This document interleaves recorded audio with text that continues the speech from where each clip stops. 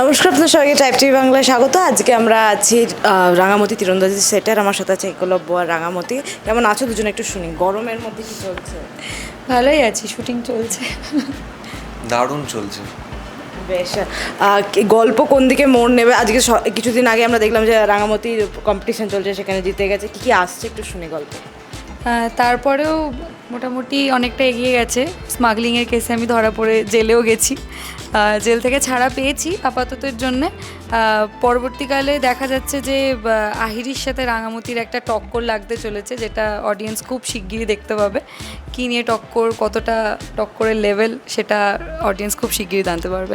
বেশ, তোমাদের দুজনের ফার্স্ট ইন্টারাকশন কী ছিল? যদি প্রথম কাজ তোমাদের দুজনের একসাথে, তো সেটা নিয়ে একটু শুনি। ওই মক শ্যুটের সময় আমরা সবাই ট্রায়াল দিচ্ছিলাম অনেকজন মিলে।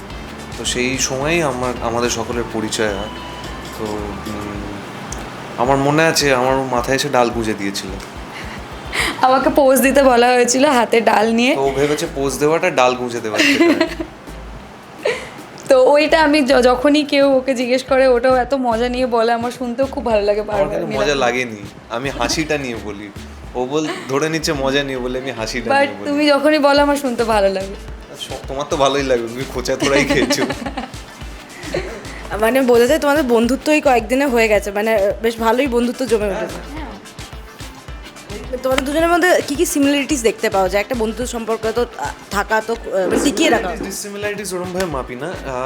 একটা জিনিস ভালো যে দুজনেই কাজের বাইরে সুইচ অফ করে যায়, এটা একটা খুব বড় সিমিলারিটি। কাজের বাইরে অতটাও মানে কোনো কিছুর মধ্যে ইনভলভ থাকা, সেটা আমি ওকেও দেখেছি, আমি নিজেও থাকি সেটা। আমি সেটা খুব ভালো একদিক দিয়ে, কারণ কি হয় কাজের বাইরে না সেই জিনিসটাকে ক্যারি করলে অনেক সময় প্রবলেমেটিক হয়ে ওঠে। তো সেইটাও খুব ভালো করে করতে পারি। এইটাও কাজের মধ্যেও সুইচ অফ হয়ে যায় মাঝে মাঝে। কিছু অ্যাডভাইস দেয় সিনিয়র? হ্যাঁ, ও আমাকে প্রথম দিন থেকে অ্যাডভাইস দেয় প্রচুর। আমি তো কিছুই জানতাম না, মানে আমি যখন ফার্স্ট এসেছিলাম তখন কোন দিকে লুক দিতে হয়। তুমি নোটেড প্রচুর কিছু শোনে না। না আমি শুনি না, শুনি না শুনি। তোমাকে তো বাধ্য ছেলে বলে তকমাটা দিল, তুমি বাধ্য? আমাকে ওকে একই রিপোর্ট কার্ড দিতে হবে? না একদমই না, বাট আমি না শুনি না, তো। আমি মজা করে বলছি। আমি জাস্ট আমি ওকে যেটা মনে হয় যে না বললেই নয় সিনের জন্য, আমি সেইটা বলি। তারপরে আমি ওটা ওর ওপর ছেড়ে দিই যে ওর কতটা নেবে না নেবে, রিসিভ করবে কি করবে না, সেটা ওর ব্যাপার। আর আমি সেটা শুনি। এবার বলো, বাধ্য নাও একটু কথা কম শোনো। তুমি কি আজকে রিপোর্ট কার্ড নিতে এসছো? তুমি সেট ভিজিটে এসছো, তুমি জানতে এসছো আমরা কেমন আছি, আমরা কেমন শুটিং করছি, আমরা আর কি মজার কতটা বাধ্য কতটা অবাধ্য। রিপোর্ট কার্ড তো এর মধ্যে পড়ে না।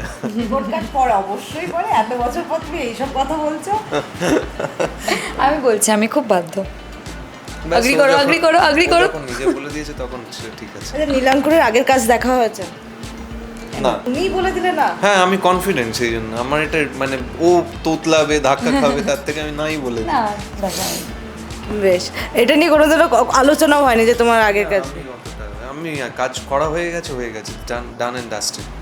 মানে এটাও হয়ে গেল, এটা নিয়ে আর আমার মনে হয় না পেছন ফিরে ওইভাবে। আমার নিজস্ব কিছু যদি ভালো লাগা থাকে সেটা থেকে গেল, কিন্তু আমি এক্সপেক্ট করি না যে কেউ আমার কাজ দেখে আসবে। ওটা একটা না মানুষের উপর বার্ডেন চাপিয়ে দেবে। এটা ইজিয়ার, যদি সেও আমায় নতুন হিসেবে দেখে আমিও তাকে নতুন হিসেবে দেখি, ইটস ইজিয়ার টু ইন্টারাক্ট। কিছু কিছু কাজের ক্ষেত্রে হয়তো জানা না জানা পার্থক্য থাকেই সবসময়, কিন্তু সেটা আমিও পেয়ে এসেছি। আমি খুব মানে ফরচুনেট যে আমি আমার যখন প্রথম হিরো হিসেবে সিরিয়াল করি তখন আমি প্রিয়াকে পেয়েছিলাম। And Priya is a fantastic actor to work with. Priya মানে অনেকটাই আমাকে সামলেছিল সেখানে।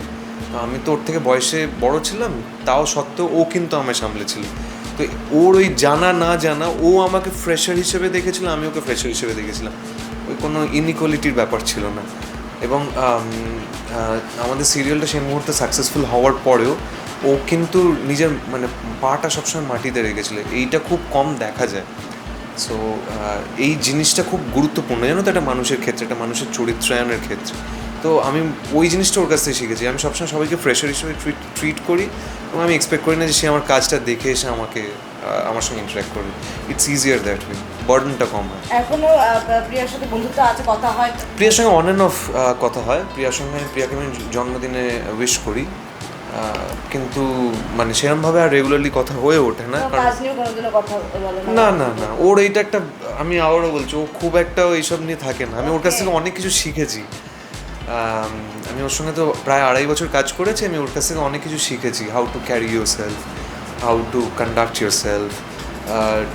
ও আমাকে রীতিমতো, এবং এটা আমি মজা করে বলছি, মানে খুব সুন্দর হয় না, র্যাগিং করেও আমাকে জিনিসপত্র অনেক শিখিয়েছে। র্যাগিংটা ভালো র্যাগিং, ঠিক আছে? এবং আমি ওইটাকে কোনোদিনও হার্শভাবে নিইনি, আমি সেটাকে সেরকমভাবে গ্রহণ করেছি। সবসময় মানুষ সেটা গ্রহণ করে উঠতে পারে না। আর সব থেকে বড় কথা হচ্ছে, আমি আজকে অনেক জিনিস যেগুলো নিজে অ্যাপ্লাই করি টেকনিক্যালি, সেগুলো ওর হাতেই শেখা আমার। এখন এরকম রাঙামতিও তোমার থেকে শিখছে, তাই তো? না না না, একদম না। আমি ওটা এক্সপেক্টও করি না। ও ওর মতো শিখছে, ওকে বিজয়দা শেখানোর জন্য আছে, এবং মানে ওকে ওটা শেখাবে। I am not a good teacher. আমি প্রবাবলি বেটার স্টুডেন্ট, কিন্তু আমি টিচার ভালো নেই। তাই আমি ওটা এক্সপেক্টও করি না যে আমি শেখাবো আর ও শিখবে। আমার যদি মনে হয় যে ও একদম কোথাও আটকে যাচ্ছে, আমি ওকে বলি, যেটা তোমায় বললাম। এবার নেওয়া না নেওয়াটা আমি ওর ওপর ছেড়ে দিই। মানে ওরকম হাতে ধরে শেখানোর বিষয়টা না, কিন্তু নীলাঙ্কুরদার একটা জিনিস আমার যেটা খুব ভালো লাগে, সেটা হচ্ছে খুব মানে অবজার্ভ করে সব কিছু।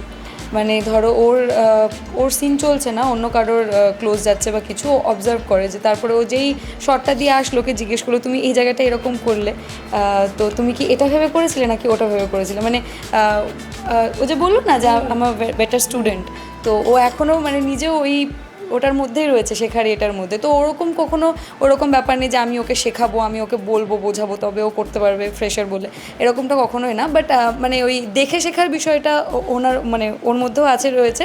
আর ওটা আমিও চেষ্টা করি যে অন্যকে দেখে শেখবার বা বোঝবার যে কীভাবে কেন করছি। বেশ, এইভাবেই বন্ধুত্ব বাড়তে থাকুক, গল্প আরও নতুন মোড় নেবে। দর্শকদের শেষে কী বলবো? এটাই বলবো যে রাঙামতি তীরন্দাজ খুবই এনগেজিং এই মুহূর্তে। মনীষা মণ্ডল রাঙামতি হিসেবে খুবই ভালো করছে। আমরা সবাই আছি, আমাদের গ্রুপটা খুব ভালো, এনগেজিং অ্যাজ অ্যাক্টার্স, এবং আমাদের গল্পটাও খুব সুন্দর। আপনাদের ইমোশন ছুঁয়ে যাবে, মন ছুঁয়ে যাবে। আস্তে আস্তে আমরা টিআরপির তালিকায় ভালো করছি। আমরা আরও ভালো করতে পারি, আরও ভালো পারফর্ম করতে পারি। সেইটার জন্য আপনাদের মোটিভেশন দরকার, আপনাদের ভালোবাসা দরকার। এখন অবধি আমরা সেই ফিডব্যাকগুলো কিছু কিছু পাচ্ছি। আরও যারা দেখছেন না, যারা এই ভিডিওটা দেখে আমাদের শোটা সম্পর্কে জানতে পারবেন, প্লিজ দেখবেন। 7:30টার সময় স্টার জলসার পর্দায় চোখ রাখবেন। রাঙামতি তীরন্দাজ রোজ হয়, আর আমরা আপনাদের মনটা শুধু জয় করতে এসেছি এখানে। একদমই তাই। Thank you so Thank much. you. বিনোদনের এরকম সমস্ত আপডেটের জন্য অবশ্যই চোখ রাখুন ট্রাইব টিভি বাংলা পর্দায়।